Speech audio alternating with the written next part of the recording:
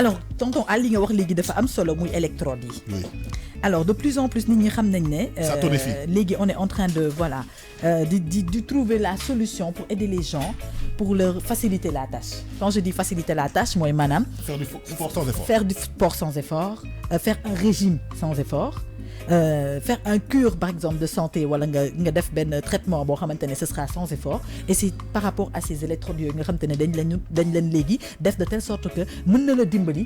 C'est des choses qu'on installe sur toi dañ koy installer ay électrodes la comme ay xam naka laa ko mën a expliquer c'est des il y a une façon qu'on explique ça ay renvoi de décharge électrique, voilà ay décharge faible tension yoo xamante ne à faible tension Ah oui. yoo xamante ne dafay dem directement ci partie bi nga xamante ne moom nga soxla atteindre ko exactement alors mu koy atteindre am ay ondes yu mu ci sànni yoo xamante ne ñoom ñooy def seen réaction après alors tout le monde sait que de plus en plus maintenant voilà même quand tu regardes voilà dans le cadre du sport il y a des gaines qui sont sorties yoo xamante ne c'est des gaines avec des dispositifs électrodes da nga koy teg ci sa boo bëggee par exemple am ay abdominaux maanaam am les tablettes de chocolat comme on dit affaire yooyu noonu lañ lay électrode yooyu lañ lay placer sous forme de gaine lay nekk dañ la koy placer ci sa partie abdomen bi et mu def réaction yi nga xam te ne moom la war a def moment bi ngay def sport alors nga bëgg su fekkee dafa am benn forme bu spéciale boo xam ne moom nga bëgg am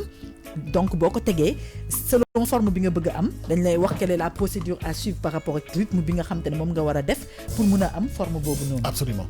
Côté sport bi alors. Je peux rajouter une chose Tata Maïté. Pour les gens qui ont une hernie discale par exemple. waaw hernie discale. seen dem ba finalement dañu toog benn temps boo xam ne mënuñu dox. waaw électrode mën nañ ma ko doon mun nañ voilà dañ lay defal électrode boo xamante ne day dem directement ci nerf bi nga xamante ne moom la atteindre.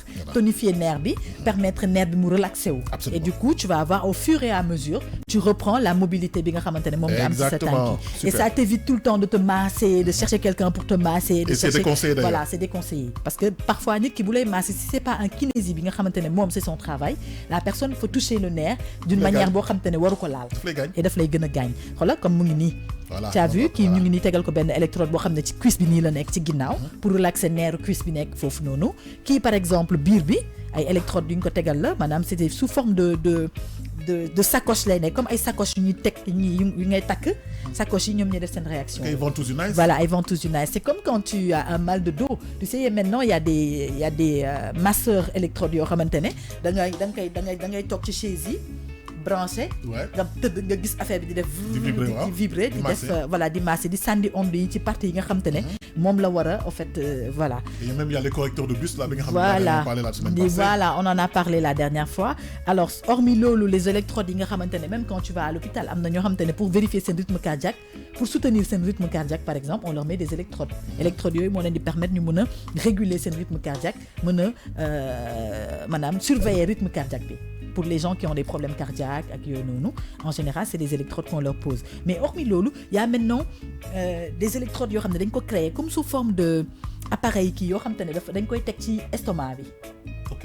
ci sa estomac bi fii biir bi lañ koy teg pour ñi nga xam ne dañoo am ay problème colopathie wala dañoo am ay problème estomac am na ñoo xamante ne sax bu ñu amee problème mu lekk bu bëri pour éviter qu'ils mangent beaucoup il y a des électrodes qu'on te pose ci sa biir bi yoo xam ne dafay tax day wàññi sa capacité de lekk.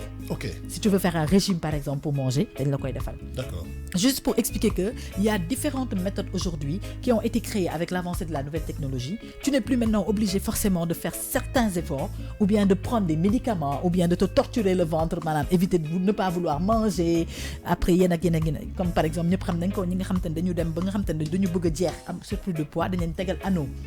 am dañ leen defal anneau ci biir bi anneau boo xam ne dafay compresser colon bi de telle sorte qu'ils mangent plus beaucoup. Ah bon? waaw yow xamoo woon loolu. Non. si ñi nga xam te ne dañu am poids bu bëri ñi nga xam te ne dañu obèse xanaa gisoon ne dañuy dagg seen estomac bi dañ koy dagg rétrécir ko comme ça ils mangent plus la même quantité qu'ils mangeaient parce que taille bi nga xam loolu même Ndeye Fatou on a parlé la dernière fois. Oui, je me rappelle. Soit noonu lañ koy def wala am na ñoo xamante ne dañuy dem hôpital ñu defal leen ay anneau boo xam dañ koy placer ci. Mais je pensais que c'était dans le cadre de la colopathie. Non, que pas forcément. Il faut ah oui. Non loolu c'est quand le colopathie bi bu feebaree. mais am na ñoo xamante ne dañuy def loolu par décision personnelle. Par décision personnelle dañuy dem ñu defal leen ñu réduire leen seen colon bi wala ñu defal leen anneau boo xam te ne day tax il ne consomme plus comme il consommait avant. Donc de ce fait dafay réduire sa consommation daf lay permettre nga am comme par exemple mannequin yi ñi nga xam dañu bëgg nekk mannequin ñu bëri ñoo xam ne dañuy def chirurgie boobu juste pour garder leur ligne au fait. Après ça les empêche pas de manger tout ce qu'ils veulent. Mais derrière, lekk du bëri. Ils ont juste une petite consommation, donc ils peuvent manger tout ce qu'ils veulent avec une petite consommation. Madame du bëri. am na tamit benn terme bu benn kii laa bu ñuy utiliser benn terme boo xam ne elles le font elles s'arrangent toujours su ñu lekk. ñu rejeté waat ko ñu rejeté waat ko ñooñu nag la ñuy woowee ñi nga xam ne dañuy dem ba mujj bi dañuy anorexique. Voilà ñooñu dañuy anorexique donc ñooñu bu ñu dugalee rek dañ koy wàcc waat encore. wala dinañ débrouiller wu comme elles veulent pour génne waat li ñu lekk. Absolument. Genre c'est juste le feeling le fait de faire l'acte de manger mais à la base ils mangent pas. Léegi là avec les électrodes. Avec les électrodes moom s'entraîner tout est possible. Sans gros efforts. Voilà, s'entraîner sans gros efforts, perdre du poids sans gros efforts. Même maintenant les gaines qu'on porte, il y a des gaines yoo xam ne c'est accompagné d'électrodes. Boo ko solee da nga gis automatiquement da nga gis ni sa yaram bi di réagir. Ni muy picoter moo lay wan ne électrode yaa ngi liggéey ci biir di réduire graisse bi au fait. Absolument. Voilà. Merci beaucoup, c'était King Tic, nous parlions des électrodes yi nga xam ne soo leen ko solee tamit mën ngeen dem ak moom au bureau parce que c'est très esthétique et c'est léger. C'est très esthétique, c'est léger et c'est